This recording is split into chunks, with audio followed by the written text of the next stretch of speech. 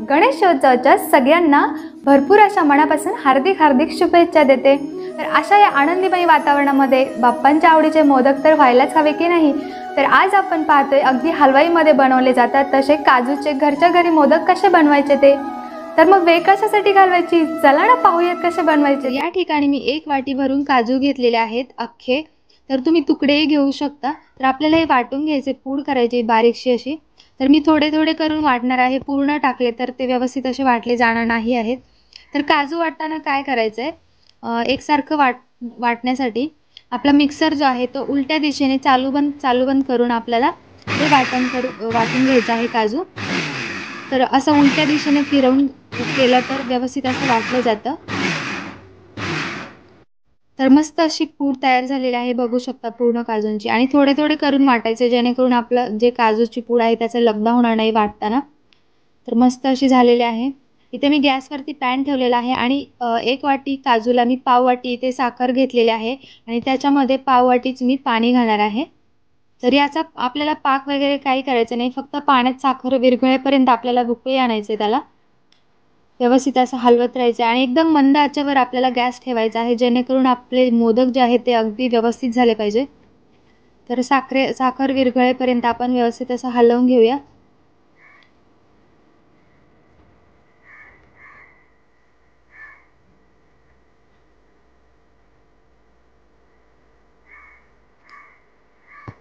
तर थोडंसं इथे मी साजूक तूप घालणार आहे जेणेकरून आपले काजू जे आहेत त्याला अजून चव छान वाढेल आणि मऊ लुसलुशीत असे होतील आपले काजू। तर 1 चमचाच मी घातलेला आहे तूप आणि तेही आपण व्यवस्थित असं त्याच्यामध्ये ढवळून घेऊयात।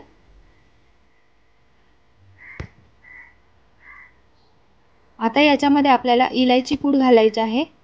काजूची अजून चव वाढवण्यासाठी आपल्याला याच्यामध्ये इलायची पूड देखील घालायची आहे। आणि मी फक्त फ्रेश आपण काजूचे मोदक करत आहोत, तर याच्यामध्ये कुठलेही इन्ग्रेडियंट्स अजून मी ॲड केलेले नाही आहे, प्युअर काजूचे आपण करतो। आता ही पूड आपल्याला याच्यामध्ये घालायची आहे काजूची आणि व्यवस्थित असं ढवळून घ्यायचं आहे त्याच्यामध्ये। तर पूर्णपणे ते घट्टसर होईपर्यंत आपल्याला हे हलवून घ्यायचं आहे। तर एक साधारण 10 ते 15 मिनटं लागणार आहे आपल्याला याला। तर कंटिन्यू आपल्याला हलवत राहायचं आहे जेणेकरून आपला काजूच्या मोदकांचा कलर जो आहे तो डार्क येणार नाही आणि व्यवस्थित असं पातळ झाले। आता ते थोडंसं आपण अजून हलवत गेलं तर ते घट्ट पण होऊन जातं लगेचच। हलवत राहायचं आहे कंटिन्युअसली। तर आता गणपती बाप्पाच्या 10 दिवसामध्ये आपल्याला खिरापतीचंही टेन्शन असतं, रोज रोज काय खिरापत बनवायची। तर मी तुमच्याशी खोबऱ्याच्या बर्फीची रेसिपी शेअर केलेली आहे, खाली डिस्क्रिप्शनमध्ये लिंक दिलेली आहे, चेक करा आणि जरूर बनवा। अगदी झटपट होणारी तीही रेसिपी आहे। तर छान असं घट्ट झालेलं आहे आणि ते मी आता गॅस बंद करणार आहे आणि एक 10 ते 15 मिनटं मी थंड होण्यासाठी ठेवून देणार आहे साईडला।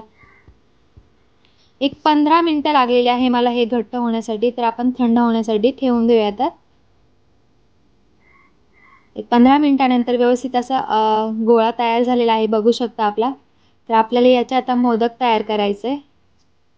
तर मी इथे मोदकाचा साचा घेतलेला आहे आणि मस्त झालेला आहे आपलं सारण हे। तर इथे मी मोदकाचा साचा घेतलेला आहे आणि त्याला साजूक तूप लावते आतून जेणेकरून आपले मोदक जे आहे त्याचा आकार व्यवस्थित असा सुबक येईल। तर मी याच्यावर आपल्याला केसरची डिझाईन लावण्यासाठी इथे मी केसरचा एक तुकडा जो आहे तो त्याच्यामध्ये घालते आहे आणि त्याच्यावरती थोडंसं आपण काजूचं सारण जे आहे ते लावून घेऊया। तर तुम्ही वरूनही लावले तरी काही हरकत नाही, थोडेसे लावले आणि आता हा बंद करून घेऊया आणि पूर्णपणे आपण भरून घेऊया आता सारणाने काजूच्या। तर लॉक लावून आपण पूर्णपणे सारण त्याच्यामध्ये दाबून दाबून भरून घेणार आहोत जेणेकरून आपला मोदक जो आहे तो अगदी व्यवस्थित असा आकाराने मस्त दिसेल। तर सारण भरून घेऊयात। सो गाईज, तुम्ही माझ्या चॅनलवर नवीन असाल तर चॅनलला सबस्क्राईब करा आणि आपल्या यूट्यूब फॅमिलीचे मेंबर व्हा। आणि आपल्या मराठी रेसिपी तुम्हाला जर आवडत असतील माझ्या चॅनलवरच्या तर आवडल्या तर शेअर जरूर करा जेणेकरून आपल्या मराठी रेसिपी ज्या आहेत त्या भारताच्या कानाकोपऱ्यांपर्यंत पोहोचल्या गेल्या पाहिजेत। भारताच्याच नाही तर आपल्या दुसऱ्या देशांपर्यंतही पोहोचल्या गेल्या पाहिजेत। तर शेअर जरूर करा आणि सबस्क्राईब करा। तर दाबून दाबून घेऊया व्यवस्थित असं आणि लॉक काढूया आता आणि पाहूयात आता आपला काजूचा मोदक कसा झालाय ते। तर खोलूया आता लॉक आपण। वा वा, मस्त. काय मस्त आकार आलाय बघू शकता. आणि आपण जो केसर लावला होता तोही व्यवस्थित असं त्याला चिपकलाय. तर याप्रमाणे आपण आता आणखीनही सगळे मोदक बनवून घेऊयात.